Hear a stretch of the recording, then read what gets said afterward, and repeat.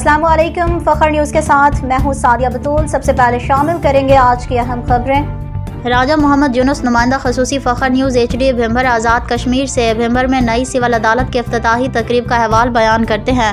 آزاد ریاست جموں و Kashmir supreme court کے چیف جسٹس راجہ سعید اکرم خان اور چیف جسٹس ہائی کورٹ آزاد جموں و کشمیر جسٹس لیاقت حسین شاہین نے آج معزز جسٹس صاحبان کے ہمراہ بھمبر میں نئی سول عدالت کا افتتاح کیا۔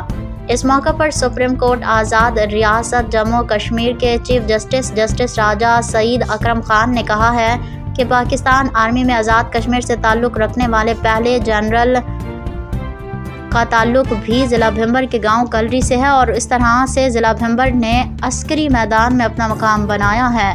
انہوں نے بھمبر بار سے اپنے خطاب کے دوران کہا کہ بار اور بینچ کا آپس میں لازوال رشتہ ہوتا ہے۔